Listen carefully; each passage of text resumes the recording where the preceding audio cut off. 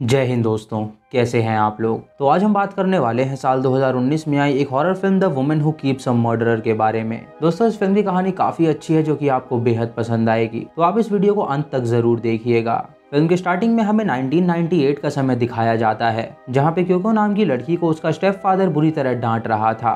इससे क्योको को बहुत गुस्सा आता है और वो अपने स्टेप फादर को धक्का दे देती है, जिससे उसका पैर फिसल जाता है और बालकनी से नीचे गिर के उसकी मौत हो जाती है। ऊपर से क्योको जब उसे मरता हुआ देखती है तो वो काफी खुश होती है। फिर हमें 20 साल बाद की कहानी दिखाई जाती है, जहाँ क्योको अब बड़ी हो गई थी और वो एक बिल्डिंग में किराए के अपार्टमेंट में रह रही थी। उसके नीचे वाले फ्लोर पे तजीमा नाम का एक राइटर रहता है, जो कि एक अनसक्सेसफुल राइटर था जिसकी सारी किताबें फ्लॉप हो गई थी। उसके दरवाजे पे क्योको आती है तो तजीमा उसके लिए दरवाजा खोलता है। क्योको उससे कहती है कि उसकी बालकनी से उसका एक कपड़ा नीचे गिर गया है, तो क्या वो उसके घर में आके उसे ले सकती है।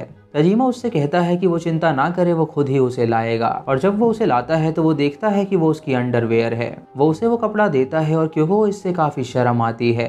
क्योको उसकी शक्ल देख के पहचान जाती है कि वो वही राइटर है जिसकी वो फैन हुआ करती थी, क्योंकि बचपन में उसने उसकी एक किताब पढ़ी थी जिससे वो कनेक्ट कर पाई थी।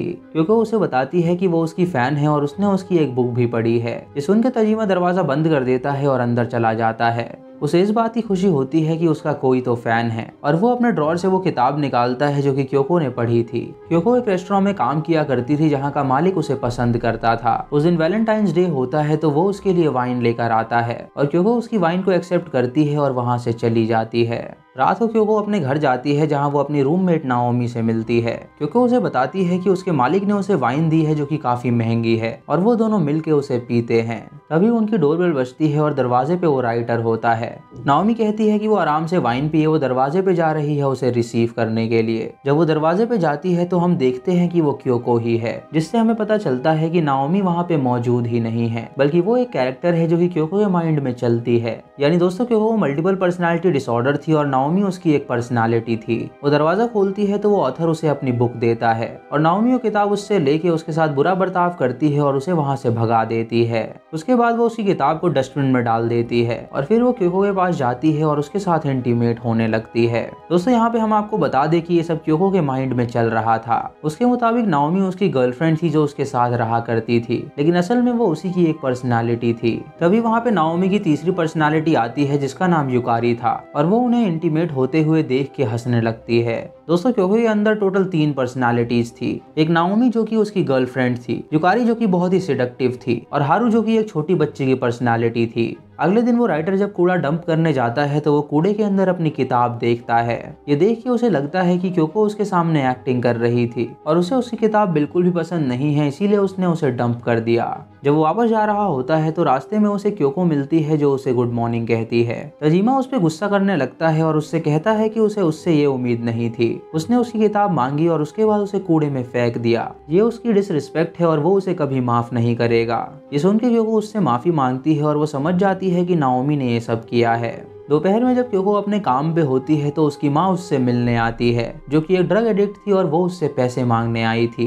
वो उससे पैसे मांगती है तो क्योको उससे कहती है कि वो जल्दी घर आके उसे पैसे दे देगी। ये सुन के वो वहाँ से चली जाती है और उससे कहती है कि अगर वो पैसे नहीं लाई तो वो उसे मारेगी। उसके जाने के बाद क्योको का बॉस उससे पूछता है कि वो कौन थी, तो क्योको उसे बताती है कि वो उसकी माँ है जो कि पैसों की भूखी है। रात को जब क्योको चेंजिंग रूम में जाके अपने वेटर के कपड़े उतार रही होती है तो उसकी नाओमी की पर्सनालिटी वहाँ पे आ जाती है। वो उसे बांध देती है और उसके साथ वहाँ पे इंटीमेट होने लगती है। उसके रूम के बाहर उसका बॉस खड़ा होता है जो उसके मॉर्निंग की आवाज सुन के मजे ले रहा था। कुछ देर बाद जब क्योको दरवाजा खोलती है तो वो देखती है कि उसके बॉस की पैंट उतरी हुई है। इससे उसे काफी अजीब लगता है और वो वहाँ से चली जाती है, और हम देखते हैं कि उसकी तीनों पर्सनालिटी उससे बातें कर रही हैं। जब क्योको अपनी बिल्डिंग में पहुंचती है तो वो राइटर से मिलती है जो उससे माफी मांगता है उसके बिहेवियर के लिए। क्योको उससे कहती है कि उसने उसकी कहानी पढ़ी हुई है और वो खुद को उससे कनेक्ट कर पाती है। रात को वो जब सो रही होती है तो अचानक वो स्लीप वॉक करने लगती है, और अगले दिन जब वो उठती है तो वो अपने हाथ पे किल लिखा हुआ पाती है।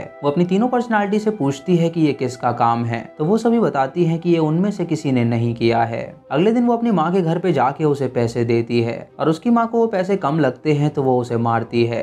तभी उसकी माँ का बॉयफ्रेंड वहाँ पे आता है और उसकी माँ के साथ किस करने लगता है। उसकी माँ उसे पैसे देती है और उससे कहती है कि वो ये पैसे रख के आ रही है। तभी क्योको के अंदर सिडक्टिव युकारी की पर्सनालिटी आ जाती है और वो उस बंदे से फ्लर्ट करके उसका नंबर ले लेती है। उसकी माँ जब ये देखती है तो उसे काफी गुस्सा आता है और युकारी उससे कहती है कि वो रात को उसे कॉल करे, वो उसके साथ इंटीमेट होना चाहती है। घर आके क्योको युकारी से पूछती है कि आखिर उसने उस लड़के का नंबर क्यों लिया है। तो युकारी उससे कहती है कि उसे वो क्यूट लगा और वो उसके साथ इंटीमेट होना चाहती है। क्योको और नाओमी उससे कहती हैं कि वो रात को बाहर कहीं नहीं जा सकती। तो युकारी उनसे कहती है कि ठीक है, वो उनकी बात मानेगी। रात को जब बाकी पर्सनालिटी सो रही होती हैं तो युकारी उठ जाती है और वो तैयार होकर उस लड़के के पास जाती है और उसके साथ इंटीमेट होती है। इंटीमेट होने के बाद अचानक युकारी स्टिल हो जाती है और वो बंदा उसे उठाने की कोशिश करता है और उससे पूछता है कि उसे क्या हुआ।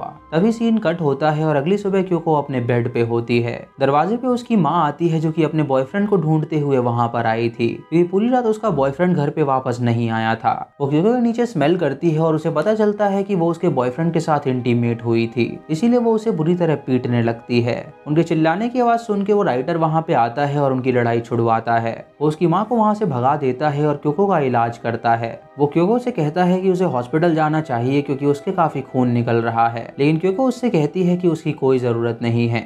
वो अपने ड्रॉर से उसकी किताब निकालती है और उससे कहती है कि उसने इसे पूरा पढ़ा। उसे इसकी एंडिंग बहुत ही अच्छी लगी जहां लड़के को उसका प्यार मिल जाता है। वो राइटर ये सुन के उसका शुक्रिया अदा करता है और उससे कहता है कि वो इस बुक को रख सकती है। क्योको इससे कहती है कि इस कहानी में जो लड़की है वो उससे काफी कनेक्ट कर पाती है और ये सुन के वो ऑथर उसे किस कर देता है। तभी क्योको अपने बेडरूम में जाके खुद को लॉक कर लेती है और जब राइटर उसका दरवाजा खोलता है तो वो देखता है कि वो एक छोटी बच्ची की पर्सनालिटी में आ गई है, जो कि एक ड्राइंग बना रही है जहाँ पे उसकी 4 पर्सनालिटी है और एक आदमी है। ये देख के राइटर समझ जाता है कि जरूर उसे कोई बीमारी है।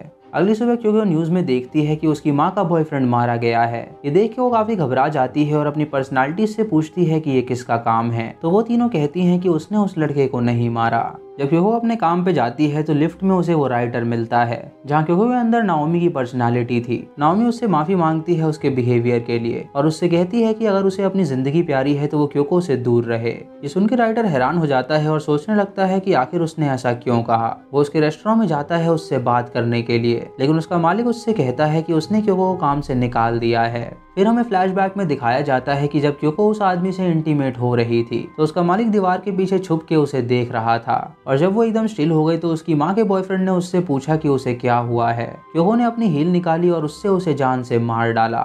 ये मर्डर देख के उसका मालिक काफी डर गया था, इसीलिए उसने क्योको को काम से निकाल दिया था, लेकिन असल में वो मर्डर क्योको ने नहीं बल्कि उसकी 5वीं पर्सनालिटी ने किया था। इधर क्योको की माँ उससे मिलने आती है और देखती है कि उसके दरवाजे पे ताला लगा है। तभी राइटर उसके पास आता है तो वो राइटर के घर में घुस जाती है। वो वहाँ से कुछ खाने का सामान लेती है और राइटर उससे पूछता है कि आखिर उसकी बेटी के साथ प्रॉब्लम क्या है। उसकी माँ उसे बताती है कि उसे मल्टीपल पर्सनालिटी डिसऑर्डर है, जिसके कारण उसके पास कोई भी मर्द रहता है तो वो उसे मार डालती है। ये सुनकर राइटर को उसके लिए काफी बुरा लगता है और जब क्योको की माँ वहाँ से जा रही होती है तो वो गिर जाती है, जिससे उसकी आईडी जमीन पे गिर जाती है, लेकिन वो उसे वहाँ पे भूल के वहाँ से चली जाती है। जब क्योको की माँ अपने घर पहुँचती है तो वो सोफे पे आराम करने लगती है, लेकिन तभी वो अपने सामने क्योको की मर्डरर पर्सनालिटी को देखती है, जिसे देख के वो डर जाती है और उससे कहती है कि वो उसे ना मारे, लेकिन क्योको की वो पर्सनालिटी उसके सर पे बॉटल फोड़ के उसे मार डालती है और उसके बाद उसका खून निकाल के वो उसे पीती है। इधर राइटर को जूतों के पास क्योको की माँ की आईडी मिलती है तो वो उसे लौटाने उसके घर में जाता है,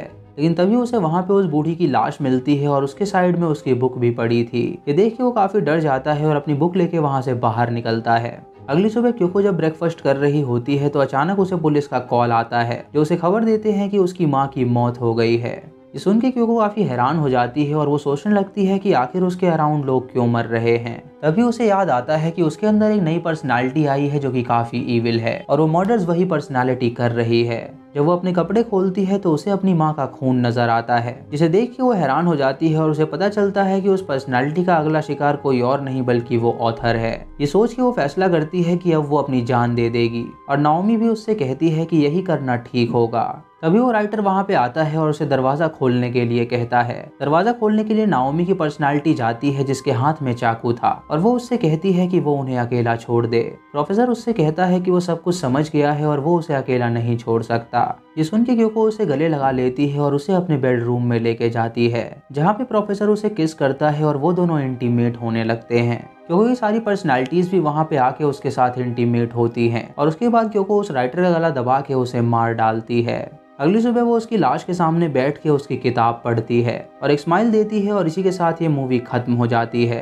तो दोस्तों ये थी इस फिल्म की कहानी, जहाँ क्योको को मल्टीपल पर्सनालिटी डिसऑर्डर थी। उसके अंदर टोटल 5 पर्सनालिटीज थी। पहली क्योको की खुद की पर्सनालिटी, दूसरी नाओमी जो कि उसके अकेलेपन से पैदा हुई थी और वो उसकी गर्लफ्रेंड थी और हमेशा उसके साथ इंटीमेट हुआ करती थी। तीसरी पर्सनालिटी थी युकारी जो उसकी माँ से आई थी, क्योंकि उसके रियल पिता के मरने के बाद उसकी माँ बहुत सारे मर्दों के साथ संबंध बनाने लगी थी, जिसकी वजह से वो मर्द जब घर में आते थे तो वो क्योको के साथ भी अजीब व्यवहार करते थे। इसीलिए बचपन में क्योको ने अपनी माँ के बॉयफ्रेंड को धक्का दे दिया था, जिससे उसकी मौत हो गई थी। क्योको के अंदर चौथी पर्सनालिटी एक छोटी बच्ची की थी, जो उसके बचपन से इंस्पायर्ड थी और वो हमेशा सदमे में रहती थी। पांचवी पर्सनालिटी थी एक कातिल की, जो कि अननेम्ड है, और वो क्योको के पास तभी आती थी जब उसके अराउंड मर्द होते थे। वो उन्हें जान से मार देती थी, जिससे उसे काफी सुकून मिलता था।